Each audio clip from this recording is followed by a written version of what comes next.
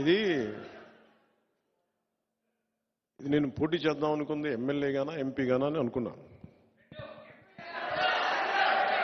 సమస్య ఏముందంటే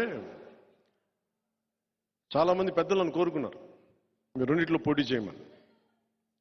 కానీ కన్ఫ్యూజన్ ఏముంటుందంటే క్రాస్ ఓటింగ్ ఉంటుందా, నిలబడతామా లేదా, ఇవన్నీ ఉన్నాయి.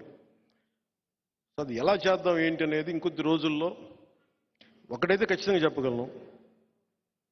నిన్న భీమవరం పులపర్తి ఆంజనేయులు గారికి ఇచ్చాను, తిరుపతి ఏమో మన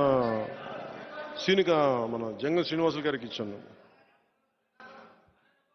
గాజువాకేమో తెలుగుదేశం వాళ్ళు తీసేసుకున్నారు అనుకుంటాను ప్రస్తుతానికి.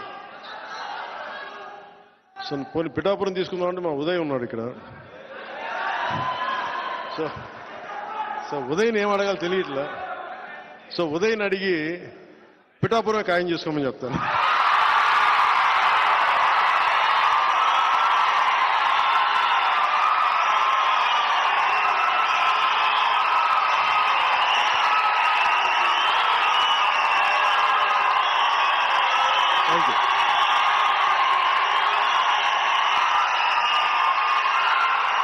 పిఠాపురం 2009 నుంచి కూడా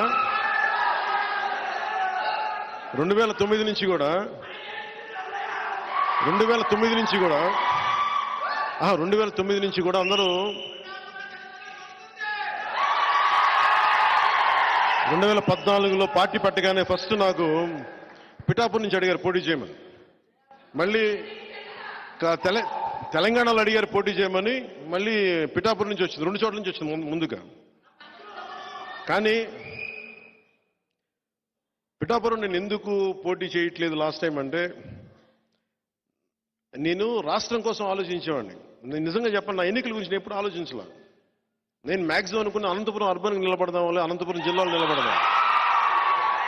అందుకు 2015లో పార్టీ ఆఫీస్ అక్కడి నుంచే ప్రారంభించాను, మంగళగిరి నుంచి ప్రారంభించాలి, అక్కడి నుంచి ప్రారంభించాను, అనంతపురం నుంచి.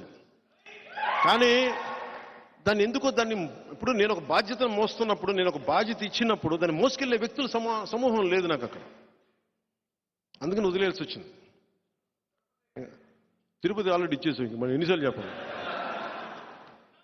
ఇప్పుడు ఇదేంటంటే జనసేన పవన్ కళ్యాణ్ పిఠాపురం నుంచి పోటీ చేస్తున్నారు.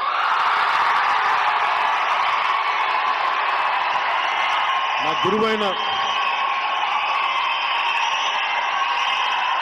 గురువు